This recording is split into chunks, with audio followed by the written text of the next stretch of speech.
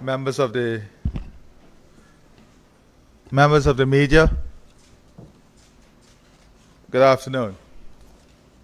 This afternoon I'm pleased to invite you to this short but significant press briefing with our friends from the European Union. Mr. Javier Perez, Deputy Managing Director for Americas, European External Action Service. His Excellency, Mr. Fernando, EU Ambassador. Ms. Melvarze, Head of Political Press and Information Section, the Deputy Head of the EU Delegation, and the Desk Officer for Guyana, Americas, who is in the audience. We have our Prime Minister, the Ministers of Public Works, our Foreign Minister and Minister of Finance with us. All of these sectors are critically involved in various programs that are financed by the European Union. Today, it gives me great pleasure to join with you, Ambassador, to announce the approval of a disbursement of 7.56 million euros from the European Union Budget Support Program. This disbursement represents the last tranche of our budget support program with the European Union, and is indicative of the decades-old EU-Guyana partnership. On this note, I want to thank the Ministry of Finance and the European Union for the great partnership, the hard work that went into ensuring that this support came, this final tranche came. Of course, it speaks also to the government's strong commitment to ensuring we work within the framework as approved by the European Union, ensuring that our systems are responsive and that our systems are strong enough to allow our international partners to have the confidence in us in making this disbursement. Over the years, the European Union remained our largest provider of grant resources to support our development programs. This support culminated in the funding of our mutually agreed multi-annual sugar program, following the end of our sugar protocol with Europe, which resulted in the loss of our preferential market for sugar with Europe.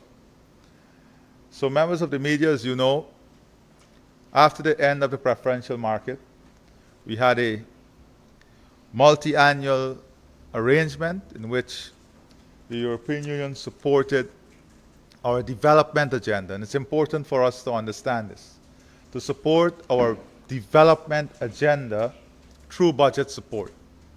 Much of these resources were spent in varied sectors: housing, climate adaptation, infrastructure, and to a very large extent, sea defenses. Guyana appreciates the significant assistance received from the EU over the years.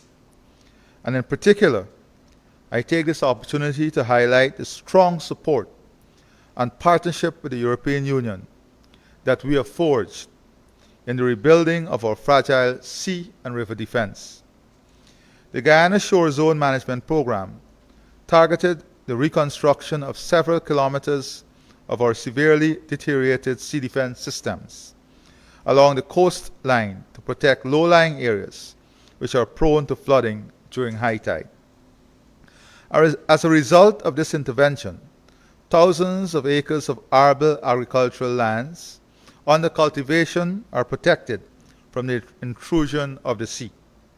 In addition, residents of these low-lying areas also suffer great losses of their crops and livestock, as well as extensive damage to their homes.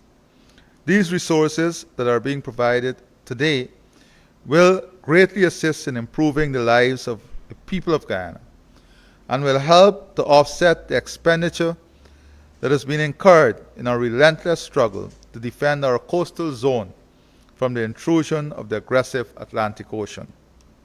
Additionally, the EU Assistance Support Program led to the signing of the Voluntary Partnership Agreement that provided capacity building in the forestry sector and forest communities. More importantly, it allowed for the licensing of timber product and for the revision of the legal framework in support of good forest governance to facilitate the export of our timber products to the EU. And as you know, in this regard, our forestry sector has perhaps one of the best examples of good management and a good governance structure. High level of accountability in the way we exploit this resource and in the way we manage it. And Guyana has received many international accolades in the way we have managed our forest resource.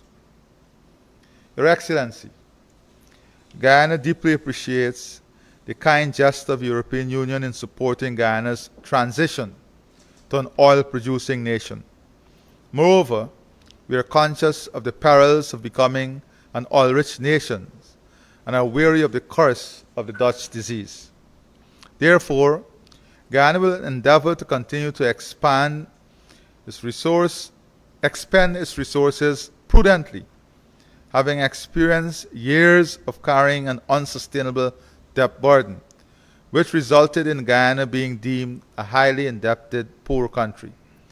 During that dark and dismal period, the country was unable to service its external debt and to provide basic social services to its people. We cannot and will not return to those days.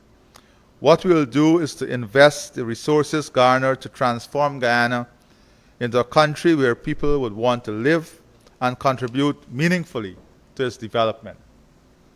On this note, I'm very pleased to report to the media that we had extensive discussion with Mr. Perez, the Deputy Managing Director of the Americas, on a variety of areas, including our plans to improve the competitiveness of Guyana, our plans in diversifying our economy, our plans in making the traditional sectors competitive, and our role in the regional integration process. We discussed areas surrounding governance, improvement in the various arms that constitute the state, electoral reforms, ways in which the EU can support us in strengthening democracy, and importantly, working with the EU as close partners in championing Guyana's cause, in partnering with the EU, in promoting joint collaboration for our private sector, in looking at the political and governance level and seeking support from the European Union in strengthening our political and governance systems. We had discussions on how we can engage with the European Union in supporting the continued modernization of our financial sector, in supporting our continued anti-corruption framework from a legislative perspective, from an institutional perspective, but more importantly, from a transactional perspective. Because when we speak about transparency and accountability, sometimes we miss a very important component, and that is how a government is accountable to the promises it makes to people. When you go to election, you go based on an agenda, manifesto, and people expect you to deliver on that manifesto. So that's an important component of accountability that is sometimes missed, because people entrust you. They entrust you with their support to implement that program. So as we charter our way forward through very challenging global times with the COVID-19 pandemic, climate change and other issues, we have been able to discuss with Mr. Perez, the ambassador and his team, a comprehensive plan and framework in which we will seek to have further collaboration, the strengthening of our relationship, the expansion of our relationship, and when I speak about expansion, beyond government and the EU, to look at widening the scope of that relationship with the inclusion of the private sector as part of the stakeholder component that we want to advance. So those discussions were very fruitful. We have set ourselves actionable timetable that we would seek to implement over the coming years that would define the new strategic relationship, because you know our country is changing, and with that comes different dimension in the management of relationship with international agencies like the European Union. And we have had the opportunity to discuss some of the challenges that can come our way and how we will mitigate and manage those challenges together. So currently, Guyana is pursuing an aggressive transformational agenda which requires large amounts of capital to finance our development in areas such as catalytic infrastructure, agriculture, and agro-industry, clean and renewable energy, and information technology, and in providing state-of-the-art social services to the population, especially those living in rural and hinterland areas. The government is currently developing new lands for housing to provide homes for low-income earners and young professionals. In all of this, we are constantly reminded of the severity of climate change and its impending impact on our vulnerable population and sea defenses. So, members of the press, ladies and gentlemen, I will stop here, and I would invite first Mr. Perez, the Deputy Managing Director for Americas, European External Action Service, to share a few words with us. And then, of course, Ambassador Fernando, who is a local EU champion here, would speak specifically on the disbursement of this final tranche and the work of the EU and how he sees things moving forward. Thank you very much.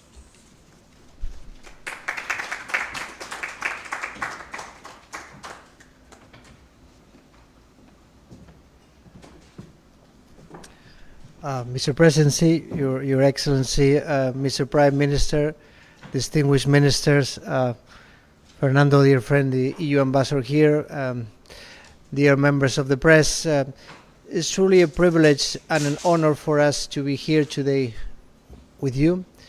I am accompanied by my colleague from Brussels, Tim Sauer, in the back. And I was saying it's truly a pleasure and an honor to be here with you because we've come with a message of hope and a message of commitment, Mr. President. A message of commitment to build, as you said rightly so previously, a geostrategic partnership. A partnership that goes well beyond what we had in the past, a partnership that should have many strands.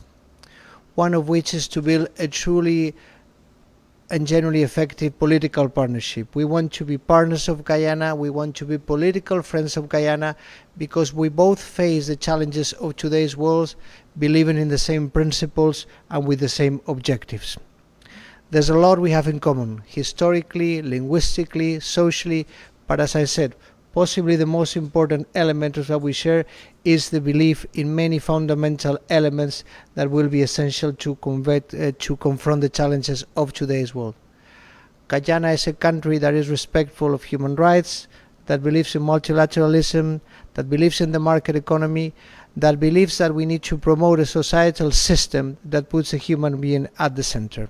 And this is why Our first message to the President, our main message to Guyana is that we want to reinforce a true political partnership with the country. We also want to continue, Mr. President, dear friends, to continue cooperating operationally. It is a privilege to be able to support and to accompany your process of reforms at this particular momentous time in Guyana. This is a time of hope, and this is a time of untapping the real potential of the country. You said it very well, Mr. President. This is a time to be warm-hearted but also cool-headed about what lies ahead. This is a blessing that you have now discovered oil in your country, but if managed not effectively, it could be, as you said, a curse in disguise. And we have been very impressed by the lucidity, by the clarity, and by the courage with which you are confronting this situation, taking a long-term vision, taking a prudent approach, and understanding that those resources need to be used to confront the real challenges of today's world. And we are hopeful and we are confident that the way forward will be effective and productive. We're also hoping that we will continue to deepen our partnership with Guyana on trade. We have a framework on which we can work, which is the EPA agreement, and we want to continue building trade links as a way certainly to build economic and to give economic benefits to citizens on both sides of the Atlantic, but also as a means to consolidate the deep relations that we have from a personal point of view. As I said before, and as I said to the President, it is truly a privilege for a European to come to Guyana when one feels at home. And I mean it from the bottom of my heart. This is a country in which one feels comfortable sharing the same values, sharing the same principles, and fighting for the same fights. I don't want to take too long because I want my friend Fernando to tell you a bit more about the budget support, and I want to tell him. I would like him to tell you a bit more about the way forward. But let me just, to sum up, express my gratitude, Mr. President, my sincere gratitude for this incredible welcoming, for the truly interesting, candid and brave meeting we had, and as I said, convey to you and to Guyana a message of hope and a message of commitment from the EU that wants to build an effective and a solid partnership with your country. Thank you very much.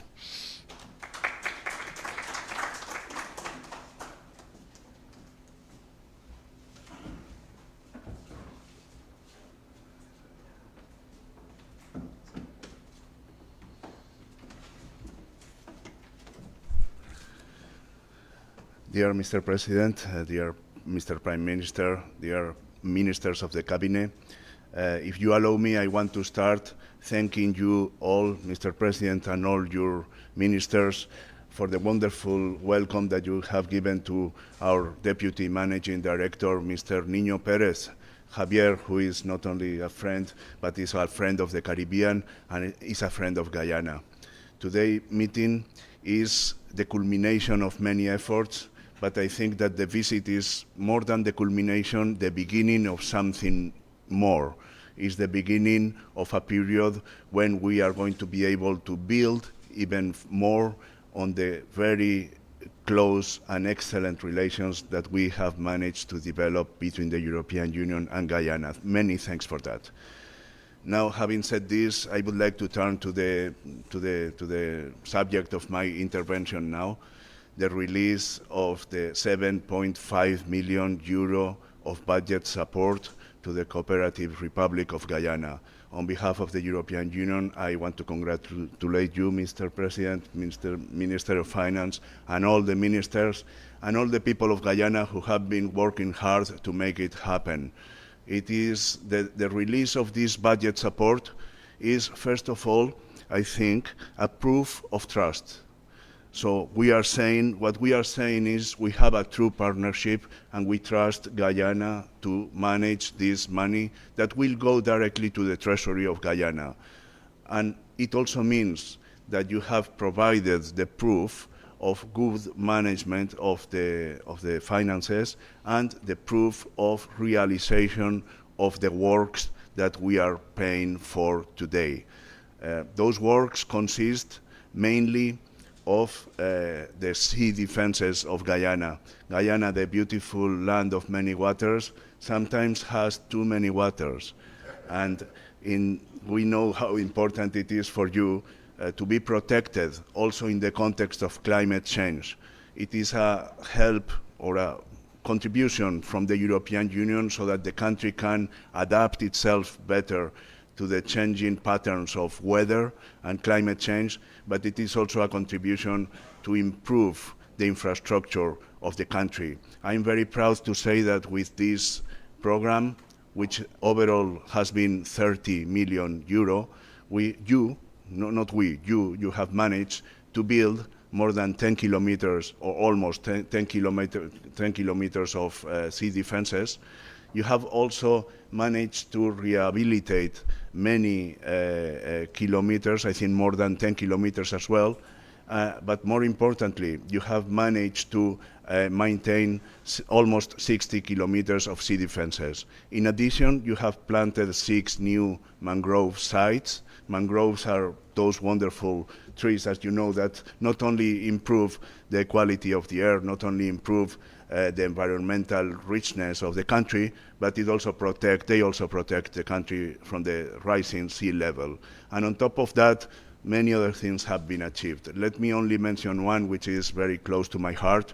This program has paid particular attention to the involvement of women. So we have established together some indicators so that we could have increased involvement of women, including in the Sea Defences Board. And I'm happy to say that this has been extremely useful with an increase of 30% during the course of the program. So thank you, congratulations for that. I don't want to conclude without thanking very much my own team who has worked extraordinarily on this. Some of them are here today, some of them are still somewhere else, but always working for the benefit of Guyana, and working always for closer and even more mutually beneficial relations between your wonderful country and our European Union. Once again, thank you very much for the welcome that you are giving to our visitor, Javier. Thank you very much, Mr. President, for your kind words. And I can tell you that you can continue to count with the firm commitment of the European Union to help, contribute, and work together in all areas, from political relations to trade relations to development cooperation. And yes, we will continue our development cooperation with Guyana, our meaningful, significant, and I'm sure very effective development cooperation for the benefit of the Guyanese citizens. Many thanks for your attention.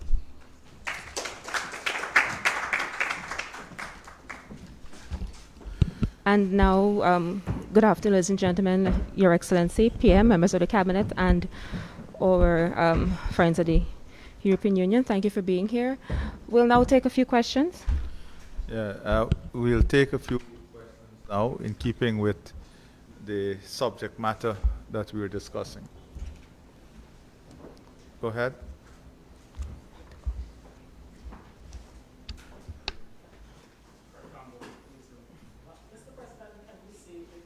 This disbursement, it brings an end to the contract partnership between the EU and Guyana?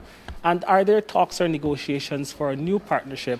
And in answering that question, can you also speak to your own assessment as it relates to the need for international aid from organizations like the EU going forward, particularly taking into consideration your comments on Guyana's oil-producing status?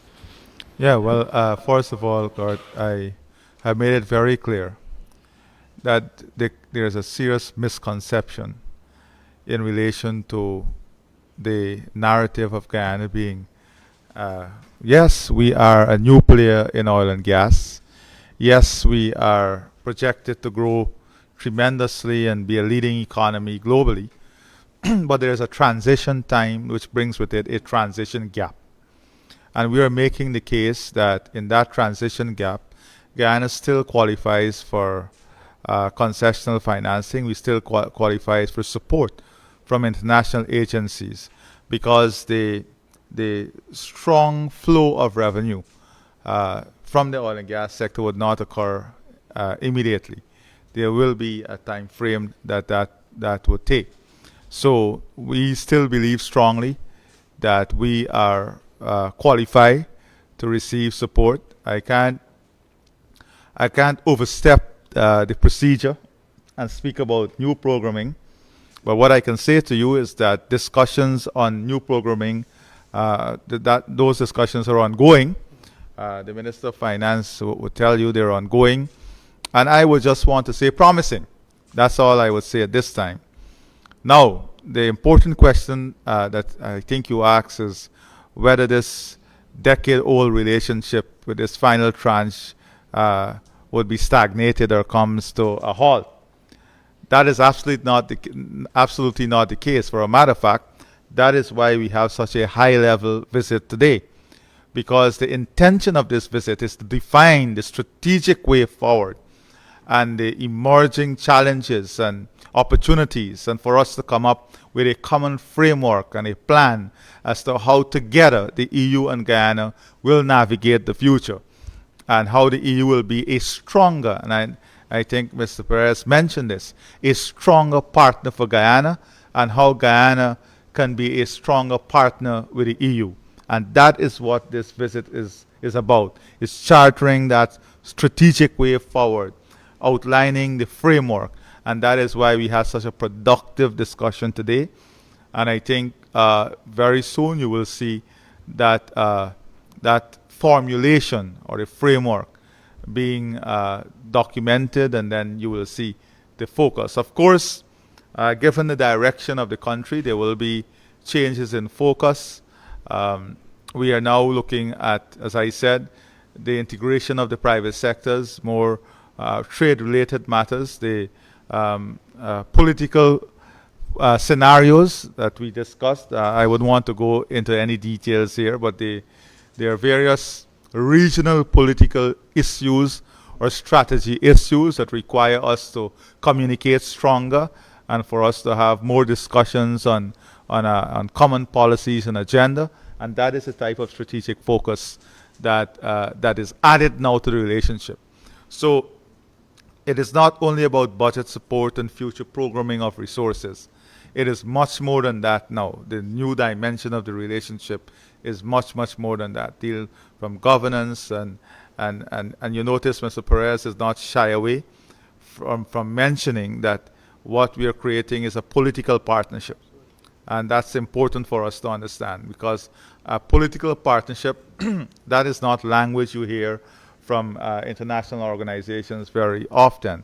But there is tremendous strength when an organization say we are looking to build political partnership, because it goes to our foreign policy. How do we deal with commonality in our foreign policy, our international agenda, our regional agenda, our agenda on governance and supporting international democracy? That is the type of, and that comes also with the profile of the country, because of what is taking place and the transformation that will occur. Our regional profile, our international profile is changing every single day.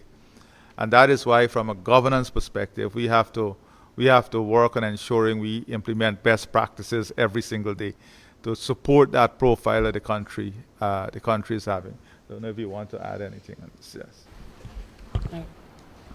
Mr. President, I think you put very eloquently many of the messages I wanted to convey to you. Just to reiterate that indeed, as you said, this is by no means the end of the cooperation process. On the contrary, this has simply come to an end, as it should have been, because it was a program of cooperation foreseen for 2 years. Now we entered into the new programming phase, and Guyana will be part of that process. And I want to highlight the fact that even though for other countries we will not foresee bilateral programs in the next 7 years, this will not be the case for Guyana. Guyana will continue to benefit from a national program for 2 reasons that the President explained very eloquently. Firstly, because we think that indeed Guyana should benefit from a period on transition during which the new wealth stemming from the old discoveries will flourish, of course, but this will take time.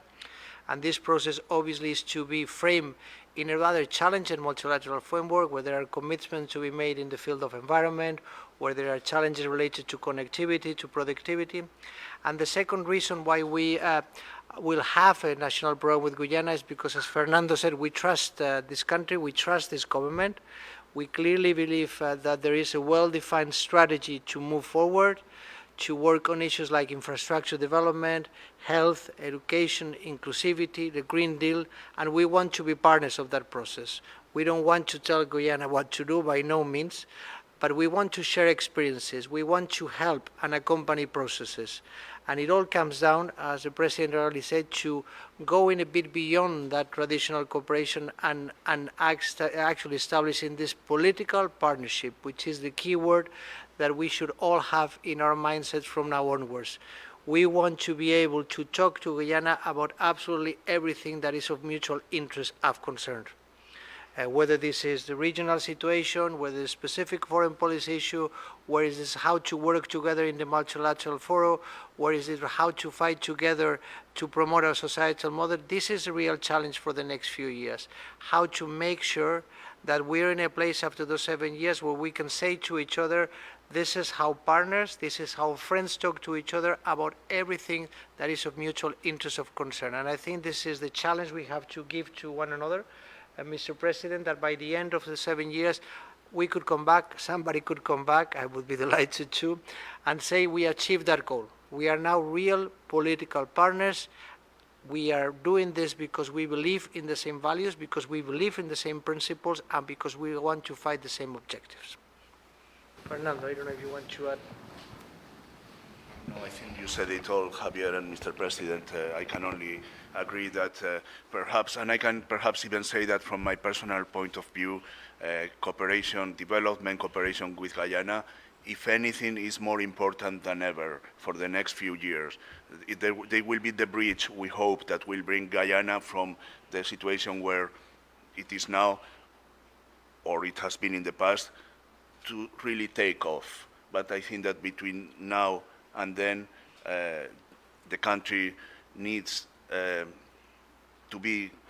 continue to be accompanied, and I am sure that the European Union will dedicate very meaningful resources in the next cycle for that.